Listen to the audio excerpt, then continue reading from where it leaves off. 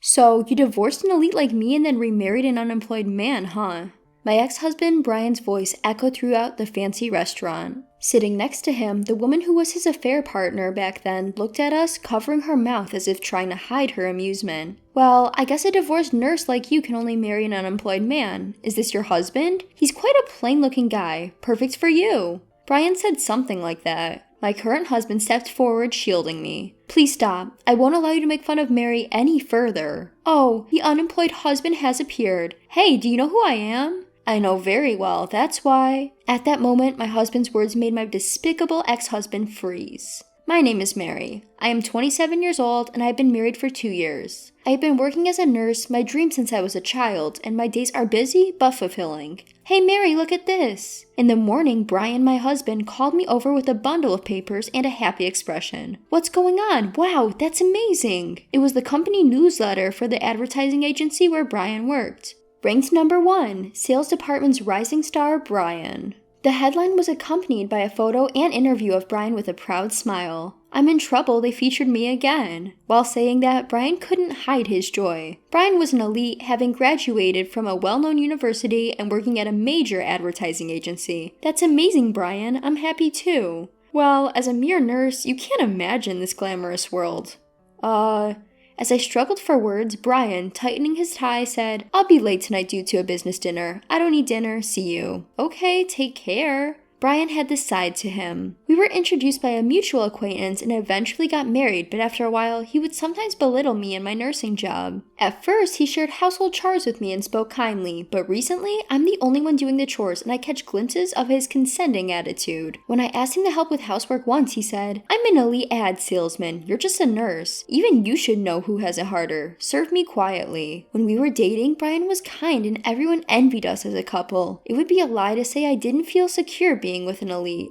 I grew up in a single-parent family and my mother had already passed away, so I wanted to have my own family as soon as possible. I need to have a proper talk with Brian. With that thought, I went to work that day. Good morning, did you sleep well? I'll take your temperature now. Good morning, thanks to you, I slept well. When I spoke to Mr. Green, a patient hospitalized due to injuries from a car accident, he replied calmly. Mr. Green is about 7 or 8 years older than me, but he seems to love playing video games and often plays them in bed. However, he always thanks me when I assist him and speaks politely when we chat, which makes me happy. It feels rewarding when patients thank you for your work. That day, I worked diligently from morning to evening until it was time to finish work. On my way home, I realized that Brian's birthday was coming up soon. Since he said he would be late today, I thought it might be a good idea to choose a gift for him before going home. I might as well dine out alone. With that in mind, I decided to take a train to the city in the opposite direction from usual. I successfully chose Brian's birthday present, had dinner, and was about to head home when I saw a familiar-looking man in a suit. Brian was walking. However, there was a slender woman with long brown hair snuggling up next to him. For some reason, I had a bad feeling. I thought he said he had a work dinner today. With my heart pounding uneasily, I followed the two from a distance. Then, the two of them left intimately, held hands, and went off into an accommodation facility. I felt like everything went dark before my eyes and sat down on the side of the road. It's not true. Brian was cheating on me.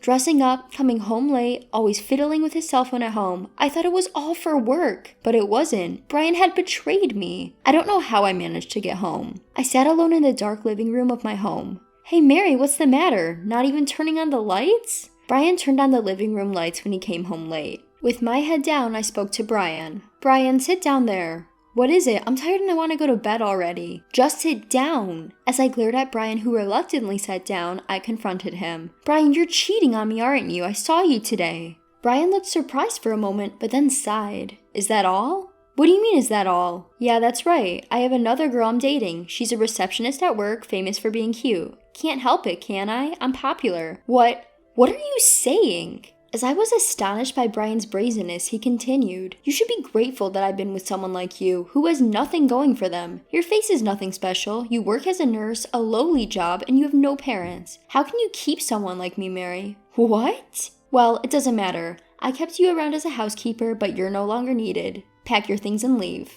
Brian glanced at me, unable to speak from the shock, and went to the bedroom. I couldn't sleep all night and was left devastated, but I still had to go to work. Leaving the house before Brian, I tried to do my usual work despite the struggle. Did something happen? You look pale. Surprised, I looked at Mr. Green holding a game console, staring at my face. I'm fine. It's disgraceful for a nurse to be worried by a patient, haha. Trying to laugh it off, Mr. Green shook his head and said, "You shouldn't say you're a disgraceful nurse, even as a joke. I think I can be discharged today thanks to your help. I can't ask what happened, but you'll be okay. You're someone who deserves happiness." Holding back my tears, I bowed to Mr. Green. "You'll be okay, you deserve happiness." Mr. Green's words gave me encouragement.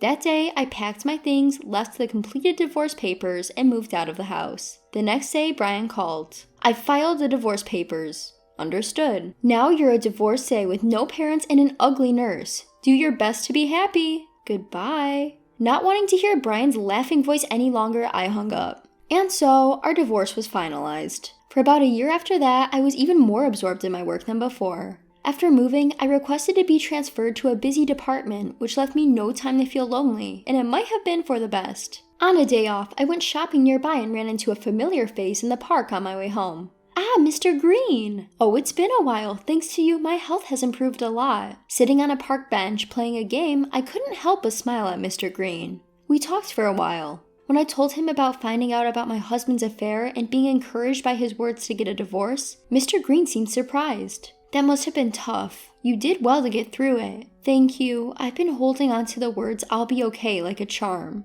On the way home that day, Mr. Green invited me out for dinner. We exchanged contact information, and even though we went home that day, we continued to go on several dates afterward. Eventually, I accepted Mr. Green's, or rather, Sam's proposal to be in a relationship. Sam and I were able to go on dates even during weekdays. In other words, he didn't seem to have a job. Even so, he always treated me to meals, which I initially found quite mysterious. But above all, I was attracted to Sam's personality. He was always relaxed, composed, and polite to everyone, and he treated me with great care. His hobby was, of course, gaming, and although I had never played before, I started to join him. When we played together, Sam was clearly going easy on me, but I appreciated his kindness. A year after we started dating, Sam proposed to me. "I'm not beautiful, and I don't have any parents. Are you sure it's okay?" When I said that, Sam looked a bit troubled. "Mary, you're still hurt from your previous marriage, aren't you? You're a wonderful woman. Let's become a family and live happily together." Hearing those words made me so happy, I decided to remarry. This time, it'll be okay. Being with Sam made me feel so much happier than when I was with Brian. A year passed and Sam and I got married, and our relationship was still going strong. Since it's our wedding anniversary, let's go to a special French restaurant. Sam told me the name of the restaurant with a smile. It was a high-end restaurant even I was familiar with. Is it really okay to go to such an expensive place? It's a special day, of course it is. Thank you. We usually ate at home or went out for Japanese food, which we both loved, so this was a refreshing change. We dressed up to the nines and headed to the restaurant. As we joyfully enjoyed the dishes served, we were having a blissful wedding anniversary when suddenly I heard a familiar voice. "Mary? Hey, is that you, Mary?" I looked up to see the face of Brian, whom I never wanted to see again. Next to Brian was the woman he had cheated on me with, her arm linked to his. "What do you want?" Really? Huh. Brian rudely stared at Sam and me. It seemed Sam had instantly understood the relationship between Brian and me. "You're not supposed to have anything to do with me anymore. Please go away." I said that, but Brian didn't budge. Instead, he started to say something outrageous. "How can someone like you afford to be in such a high-end restaurant?" Sam responded to that. "Today is our wedding anniversary. We can dine wherever we want." Wedding anniversary, huh? So the poor couple splurged and came to a place like this, huh? That's touching. Brian was smirking. The woman who had been Brian's affair partner was also covering her mouth and looking at us as if she couldn't hide her amusement. "After divorcing elite me, you remarried a jobless man, huh?" Brian said to me, completely ignoring Sam.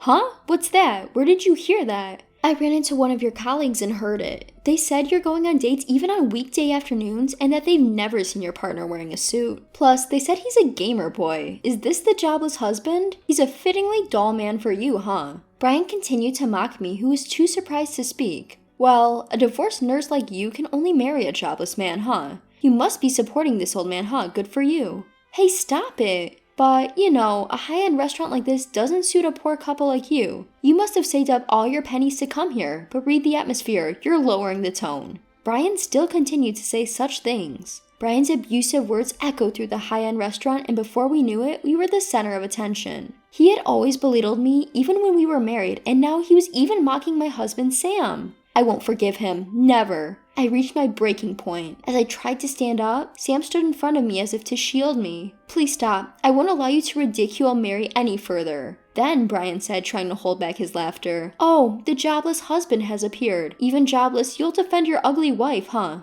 Watch your mouth. You two are the ones who should read the atmosphere. Why don't you just leave? Then Brian, glaring at Sam, said, Don't you dare stand up to an elite like me when you're just a jobless old man. I don't care if you're an elite or whatever, please just leave. Sam was unyielding. Then Brian said in an irritated tone, Hey you, don't you know who I am? I'm the #1 salesman at S Advertising and I graduated from W University. Yes, and... Listen, S Advertising makes TV commercials for K-Foods and M Games. I'm on a completely different level from a jobless nobody like you. You have no right to speak to me. Then Sam paused for a moment and said in a low voice, I know who you are very well. Now, who do you think I am? Brian was momentarily confused.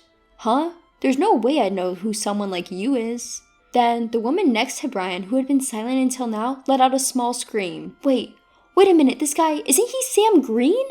Huh? Who's Sam Green? The woman hurriedly explained to the puzzled Brian. He's the founder of M Games. He graduated from the American Massachusetts Institute of Technology and became a top figure in the gaming industry within 10 years, a genius engineer and entrepreneur. What? Huh?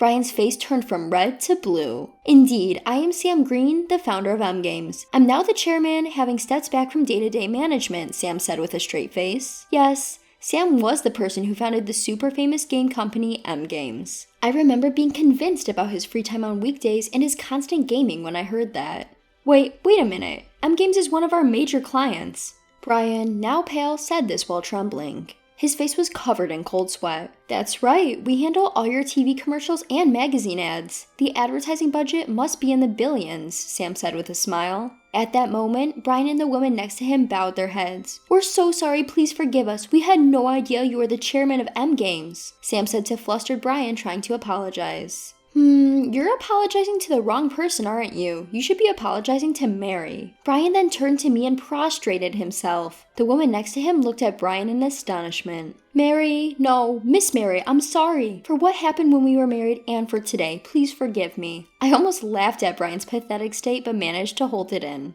Mary, what will you do? Sam asked me in a relaxed tone. No, it's impossible to forgive him normally. Please don't ever show up in front of us again, I said firmly. Sam grinned and gave me a small thumbs up. He then bent down and whispered in Brian's ear. Mary is a perfect wife for me. I'll make her happy from now on, so you should worry about your own neck. The pale and trembling Brian and the woman left with their tails between their legs.